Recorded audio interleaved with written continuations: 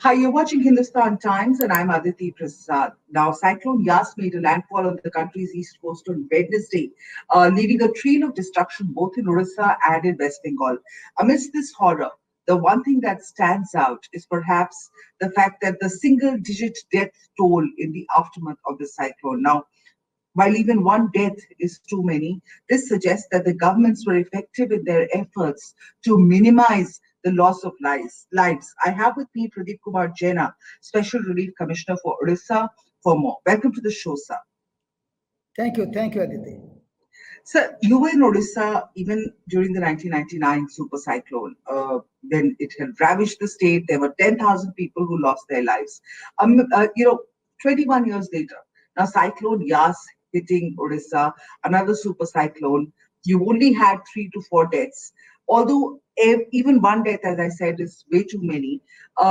What is the one big difference from 99 to 2021 that has helped you contain this damage definitively?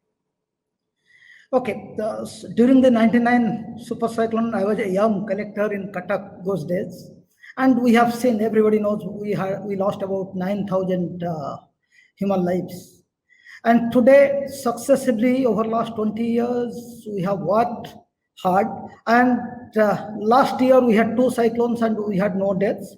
This time, unfortunately, there are three deaths, and we are pained by that.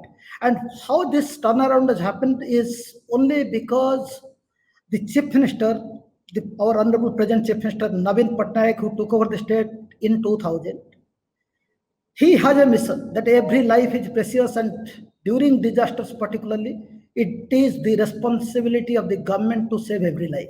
And that has become the mission statement for the Odisha State Disaster Management Authority. And over the years, we have worked in that direction. So the vision of the leader that yes, cyclones will come, being a coastal state, we can't avoid. Not necessarily cyclones have to take away human lives. That is consistently we have worked, and we are today with pride. We can say that yes, we have been largely successful. Still, maybe in coming years we will further work hard and we will try to ensure that yes, we will not lose lives and gradually we will reduce the loss to the Are, are property. you are you also perhaps thankful that the cyclone was weaker than its predicted severity? Okay, one thing is that we had prepared for a much worse cyclone this time. We had prepared ourselves for 165 kilometer of wind speed. We had prepared for 4 to 5.5 meter of storm surge, and we are also prepared for 300 plus millimeter of average rainfall. So we were prepared, and thank God, yes, we are grateful to Lord Jagannath that the wind speed was finally low. It became 100 to 130 to 140 kilometers. So 25 kilometer of less wind speed certainly has helped us. But Yeah. simultaneously, this time we saw another unprecedented thing. The In a summer cyclone, floods in three of our river systems. So one way wind speed was low, but heavy rainfall has caused massive devastation in terms of waterlogging, submergence, and marining of villages. But sir, Odisha's disaster preparedness and evacuation techniques, you seem to have gotten down to a science. What has gone into this preparedness? I mean, how have you prepared for being efficiently prepared so far? I'm sure there's a lot more to be done, and I will come to that Yeah, in a bit. But yeah. This time, particularly, let me talk about this time and then systematically or process with what we have done. This time, what we did when we got the information on 19th, the first thing that I did was I briefed Honorable Chief Minister that such a cyclone is likely to hit us, and this time we don't know where it is going to hit us. So the advice of Honorable Chief Minister was, Mr. Jena, do whatever you like, prepare well, mobilize all your forces at the command, and ensure that we do a good strategic evacuation, not just people have to be evacuated.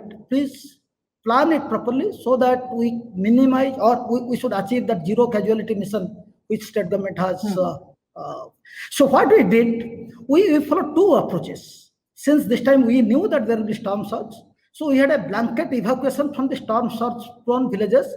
The map had been prepared by my organization, and we had given the list of villages in every district which are likely to be affected because of the storm surge. So we went for almost a blanket evacuation from those villages.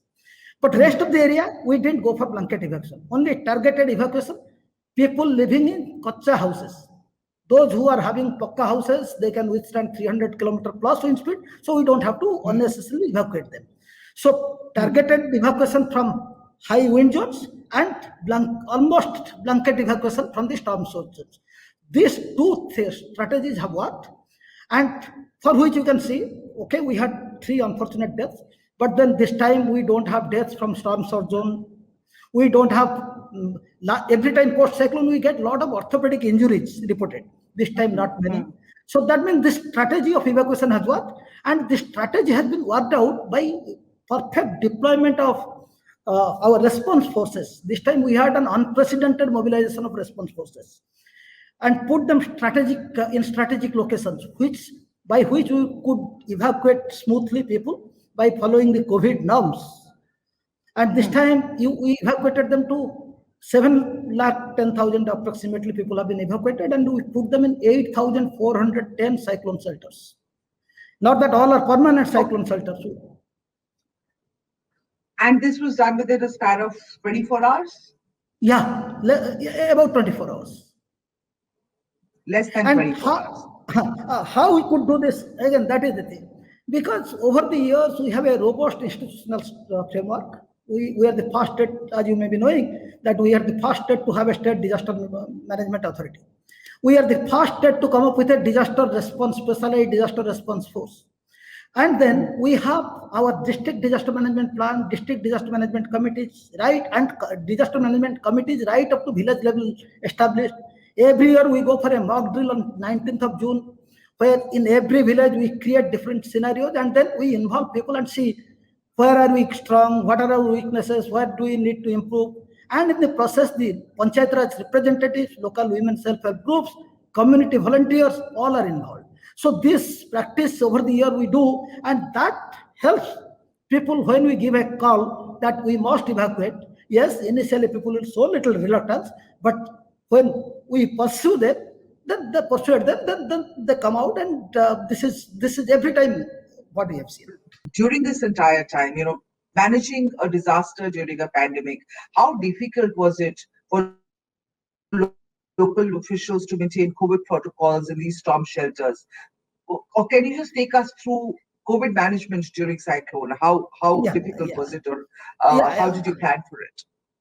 Okay, so you see, when last year Amphan hit West Bengal and Odisha, that was the first time we didn't have any example of natural disaster in a pandemic situation before. So we had to start it first time. So we tried to become an example. What we so same time this time with the second wave little more severe, it was a much bigger challenge. And since COVID protocol has to be followed, we can't have small number of shelters. The first thing that I did is I advised my district collectors, let us identify all pakka structurally safe buildings, whether it may not be a permanent cyclone shelter. If the building has toilets, if the building has adequate space, we'll put people in small number in each of those things. And you can well imagine 8,410 shelters have been used for 7 lakh. Roughly 90-100 is the average. So that was the first thing people are told, don't stuff too many people in a cyclone shelter, less number of people, more shelters, though it will be logistically becomes little difficult for us to serve, but that is the first thing we did. Second, what we did, compulsorily, people may forget to bring their masks, so please give them masks, sanitizers, adequate sanitation arrangements were also made, and more importantly, in every shelter, we managed to get a Asa Didi and Anganwadi Didi with their first aid kit and there we are segregating old people in one room, maybe then ILI SARI symptoms, they were tested little rigorously, and few of the people who had bit of symptoms, we shifted them to COVID care centers and quarantine centers. So we did little bit of segregation, and then rapid response medical team, 635 numbers, they could visit most of these cyclone shelters, and there they also examined people and advised them how to manage. And our gram panchayats are quite effective. Our women self-help groups, you must be knowing, Mission Shakti is very vibrant in the state. So our women self-help group volunteers, gram panchayats and the local administration together have worked. This is part one. Part B is during COVID, we had large number of COVID hospitals and care centers where patients, because if there is a cyclone, there will be power failure for few days, maybe 4, 5, 6, 7 days. So how do we manage these hospitals? So what we did, we first structurally we made whatever little weakness was there, we fortified them.